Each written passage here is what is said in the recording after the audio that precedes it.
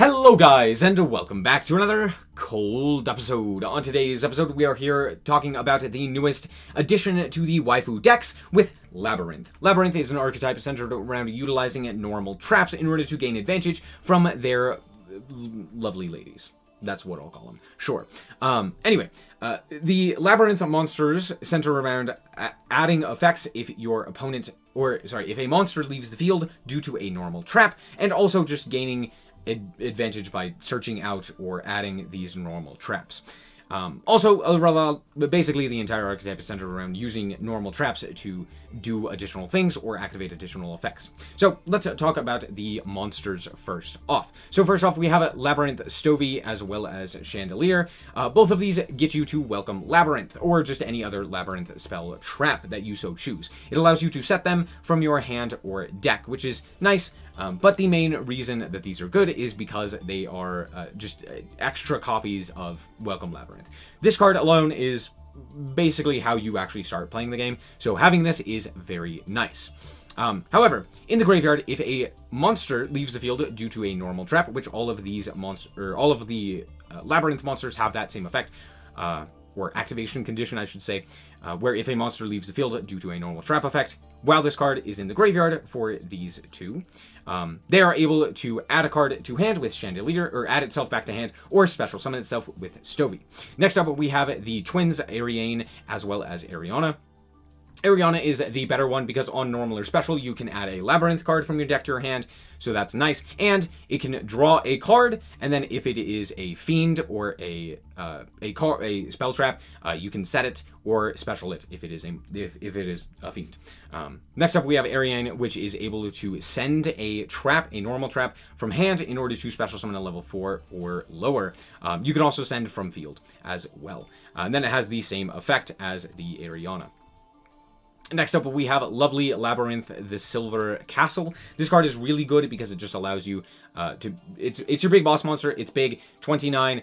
It has the most beneficial effect of basically preventing your opponent from interacting with your normal traps with monster effects, which can matter, but honestly doesn't really matter all that much. Sure, it stops like some hand traps, kind of, but not really many. Like, I guess it stops Ash if you Ash, like, welcome.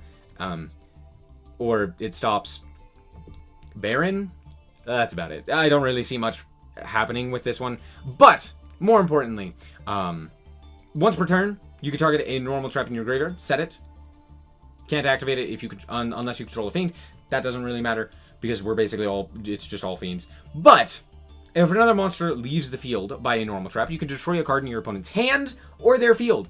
Non-target, destroy. In hand. Meaning, you can even bounce your own monster with something like Compulse, and then deal with your opponent's hand. Why is this the case? I don't know. It's cool, though. It's similar in nature to something like Chaos Dragon Levianeer, except it destroys it and sends it to the graveyard, which could proc things like, I don't know, anything that might be destroyed, might want to be destroyed, or might want to be sent to the graveyard, like a Nerval or a Yangzing. I don't know why those are the two that I thought of, but there you go. Yeah, pretty good boss monster overall. And that's it for the Labyrinth monsters. As for the rest of the monsters, we are playing Absolute King Backjack. It's a fiend, which means that you could special summon it pretty easily using these guys' effects. It also is able to proc the effect in the graveyard, where you can excavate the top 3 cards. If there's a trap, or like you then stack them, and then if on the opponent's turn, you banish it, and then set one of those traps, if the top card is a trap. That didn't make much sense. Basically, you banish it during the opponent's turn. If your top card is a trap, you get to set it, and then you can activate it. Yeah, that's basically it. It's very nice. It's a level 1, so we get rid of it with Link Karibo as well as Almirage, which I forgot to save and put in here. But we're also playing Almirage. And then we have ourselves the... Maxi is the next card. We have Maxi. We also have Chaos Hunter. Chaos Hunter is really interesting right now because of the fact that Runic is kind of everywhere. So Chaos Hunter is in here because, once again, it's a fiend. If your opponent summons a monster, your opponent can no longer banish, which is really good. You just discard a card, you special summon this, you entirely win the matchup against Runic. Like, they legitimately almost can't do anything just because they can't banish cards. So unless you walk into, like, a Jerry, you just kind of win. you just kind of wait to get more advantage than your opponent, and then you just win game. So there you go, really good. And so that's why we're playing this. As for the spells, we have a triple Pot of Extravagance and a double Labyrinth. We don't really need any specific cards in our extra deck, so just playing Extrav to draw more cards is very nice. And then we have Labyrinth, which is a really interesting card. If you activate a Welcome Labyrinth, you can add this additional effect to the card's resolution, which is you get to destroy a card on the field. You can, which means you don't have to, but yeah, being able to non-target destroy as a normal trap is very nice. Yeah, this counts as adding the effect to the Labyrinth. So the Labyrinth effect means that you are able to destroy a card on top of being able to special summon, which means then you get to proc all of these effects. It's very nice. I got to like Chainlink 6 due to that. It was crazy. I like activated this and this and this and this and this. So it was like Chainlink 5 all through just this one combo. Very cool.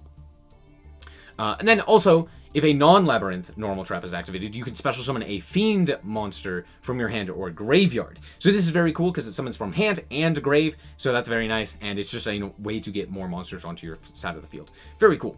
Next up, we have ourselves a Torrential Tribute. We're playing 2 of these. We don't want too many of these because we actually do want our monsters on the field most of the time, but it is just like the biggest blowout card, so there's that.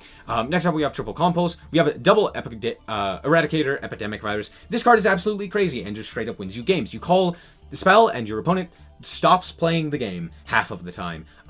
The only way to really trigger this, though, is off of either Chaos Hunter or Lovely Labyrinth. There isn't really another way to do that. I guess technically if you go into like access code and boost it, but like at that point you're probably already winning, so there's not really a point to that. Nope, Underworld Goddess doesn't do it. Yeah, it's literally just like these two. So, but it is fairly common. If you're able to see this, you're probably able to get to this guy. So there's that. We're playing Dimensional Barrier because Branded is also everywhere. We're playing Triple Dogmatical Punishment, and we only really have the one Entis, but there are other targets that we can send as well. But yeah, it's basically Entis. You should probably be playing more of that instead of the Dark Lords, but there's that. We have the Ice Dragon's Prison. We have triple Welcome Labyrinth and 2 Archfiend's Ghastly Glitch. This is rather interesting. If you control a Fiend, target a card on the field, destroy it, then send a Fiend from your deck to the graveyard. This allows you to send Backjack, but it's not the greatest because you do have to control a Fiend. So it's not something that you can just like activate whenever. You do have to have something else on your field. So there's that. As for the extra deck, it doesn't really matter other than Entis, so cool. Oh, also, Link Karibo and Almirage were the other 2 cards that I played for Backjack. So that's it. Let's hop into the duels and show you how this deck performs. Alright, so here we are going second, but we did draw Epidemic Eradicated Virus. Pretty nice. Pretty nice. However, I just want to say one thing real quick. I hate the Duelist Cup. It is so annoying. The main reason that I hate it is the fact that I can't look at my opponent's deck. Why can't I do that? I've done the duel. Just let me look at what they're playing. I want to know. I played against like a really cool ABC deck. Didn't matter. Can't look at it. Annoying. Anyway, my opponent is playing Flunder, and they banished the Robina. So there's that. I don't know why we didn't just save the crossout, but sure. Anyway, we're going to start off with Pot of Extravagance and drawing 2. And okay, Macrocosmos is really annoying, but we should be able to deal with this. It's fine. We have Welcome Labyrinth.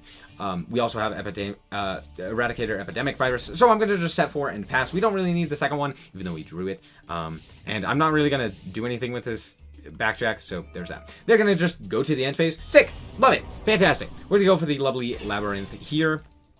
And then we are just going to pass at the turn. My opponent, or I'm going to draw another Dogmatic Punishment, and we're going to activate the second Pot of Extrav, because, I don't know, why not draw 2 more? Then we are going to go for the Epidemic Eradicator Virus and call trap cards, because we can't deal with the Macrocosmos, and our opponent had in hand some rather interesting cards, notably Raigeki, Maxi, and Apex Avian. And now we are going to see every single one of their draws. So they're going to draw for turn, and guess what? It's the Macrocosmos. Why are we playing this card? Anyway, we're going to get rid of that due to our virus effect. And we're going to set a... yeah, we're just going to pass. I can't really do anything.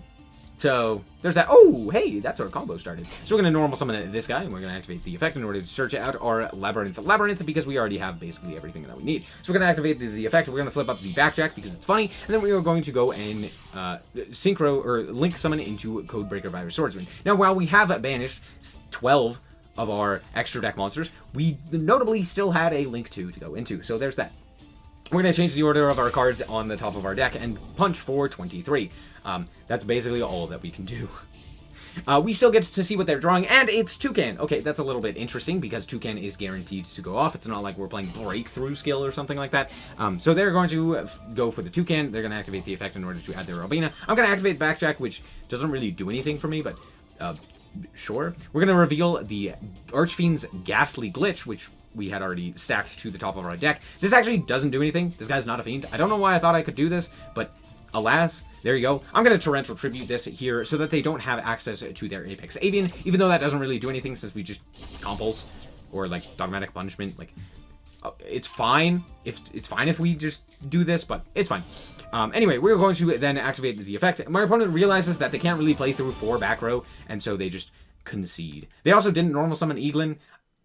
I don't know why, but okay. Alright, this next duel, I'm not gonna lie, is probably the most satisfying while also being the most just heinous thing that I have ever done. So we are going to draw into, that's right, Eradicator Epidemic Virus. This card is a little bit too good in this archetype. Don't mind whatever else I'm doing. It doesn't matter. We already have the Welcome Labyrinth, so we're just going to grab a second one because I don't know why not. So we're going to set the Welcome Labyrinth, and we're going to activate our Labyrinth, and then we are going to set 2 more. My opponent is then going to activate their Adventure token, and that is the Death Sentence. I will tell you why in a second. So we are going to draw for turn. It doesn't matter, we're going to go and activate our Welcome Labyrinth in order to summon out the lovely Labyrinth. We are then going to pop their monster, utilizing the additional effect given to us here. We're then going to go Chainlink 1, Chainlink 2, Chainlink 3, Chainlink 4, and then Chainlink 5 with our Eradicator Epidemic Virus. And do you look at that hand? Do you see that hand? Do you see what's going on? Do you know what's going to happen? I'll explain it. It's the end of the game. Now, trust me, this game is... Dang it, I drew it again! I don't have anything to say. Yeah, this is just the card that wins games. Anyway, we're going to activate our effect in order to search out the Labyrinth, and then we are going to activate the Labyrinth. We are then going to set 2 and pass. Now, these aren't the greatest of 2 sets because, we don't really have anything that we can do right now. So, we kind of have to wait to Torrential, and then we can special this guy, and then we can activate the Epidemic. So, yeah, there's that. My opponent is going to go Gozuki and dump Glow Up Bloom. Glow Up Bloom is going to activate its effect. We're going to Maxi here because, why not? I mean, it's Maxi. And then I realize, oh, my opponent's on 60 cards. Uh-oh. Sure.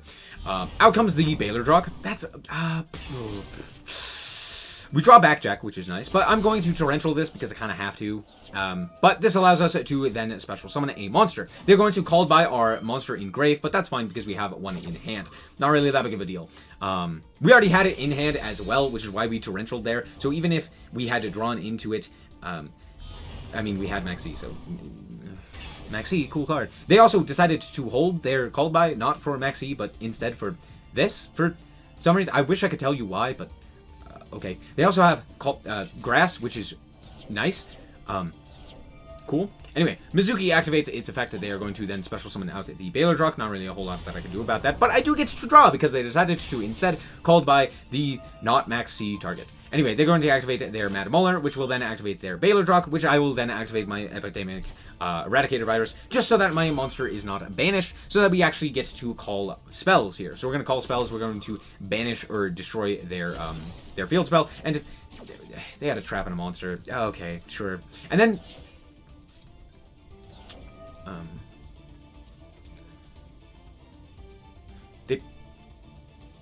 this card can banish from grave as well. So I don't know what they were doing, but okay. They're going to shuffle it back into the deck. They're going to set their trap. They're going to activate Zombie Reborn, which isn't going to do anything. And then they surrender. Well, we're back with the deck, and I'm not going to lie. Yeah, every single one of those had Epidemic Virus. Sometimes it was more impactful than others, but... whoops. I also could have gotten rid of that last opponent's Grass if I had had my Chainlink on, and I just activated the Epidemic Virus as soon as my monster hit the field. I don't know why I didn't, but, like, I didn't. Because I was like, oh, maybe this does something. Just activate the effect. Stupid. There's a Baylor Drock on the field. Just activate the effect. Just activate the effect. Just activate the effect. Anyway, yeah, I honestly really like this deck. I really enjoy the use of normal trap cards. I find them very fun overall. Things like Compulse, things like Torrential, things like Dogmatic Punishment, they all have these weird restrictions and these weird, like, things that they do that are both good and bad, and I really like the idea of just activating trap cards in general. I find it fun. So, yeah, honestly, I like this deck. While it is a waifu deck, technically, I don't really play it for the waifus. I play it for Compulse. Let's be honest with ourselves. Compulse is great. I play it for the Epidemic Eradicator virus. It's a card. So there's that. Obviously, people are going to be playing this all over the place. But it's a cool deck. I honestly like it. I like playing against it. I like playing it. It's fun. But yeah, you do need to be aware of this, especially going into the Duelist Cup. And is it good for the Duelist Cup? No, not really. It's a little bit slow. It doesn't really do a whole lot. It doesn't really OTK in any meaningful way. But being able to go, like, set 4 pass and actually get something off of that is pretty fun. So, yeah. One thing to note, you can also play this with Lord of the Heavenly Prison. The reason I'm not is just due to the fact that I don't really think that this is as advantageous, just because I'm not really seeing as many people playing, like, Harpies, or, like, well, I mean, everyone's playing Harpies, but I mean, more specifically, like, Lightning Storm and Harpies and stuff like that. So I feel like just having other better options is nice. So there's that. Anyway, that's going to be it for this episode. I hope that you guys did indeed enjoy it. If you did, a like is very much so appreciated. And if you want to check out more content like this, as well as more Yu-Gi-Oh, then just be sure to subscribe. Anyway, thank you guys so much for watching, and remember to always stay frosty. Bye-bye. Shout out to the Frost Guard, my members. Thank you guys so much for the support, and I hope you enjoy the content.